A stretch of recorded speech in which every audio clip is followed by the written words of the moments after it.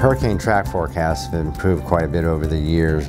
And I think that's largely due to the fact that track is governed by the large-scale winds, and larger scales tend to be easier to predict.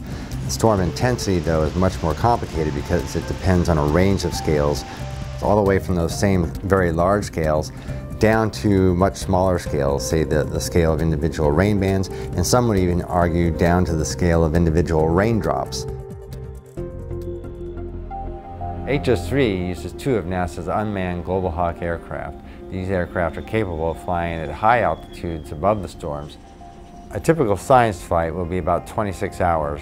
That means we can take off from the east coast of the United States, fly all the way out to the Cape Verde Islands off of Africa, fly around for about 4 to 6 hours, and then return.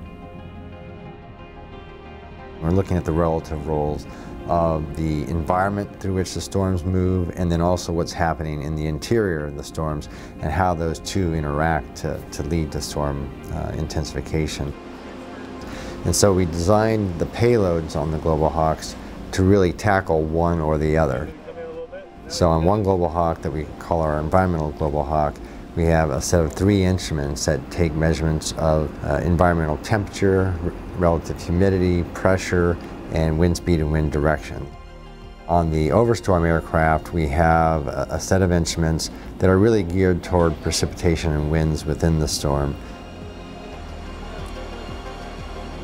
The ideal storm for us is a storm that comes off Africa, looks promising, has a nice interaction potentially with the Saharan air layer, moves north of the Caribbean islands and becomes a major hurricane, and then recurves and moves northward out in the central Atlantic where it's far away from land, but provides us with a good laboratory for getting measurements and really understanding the more significant storms, which are the major hurricanes.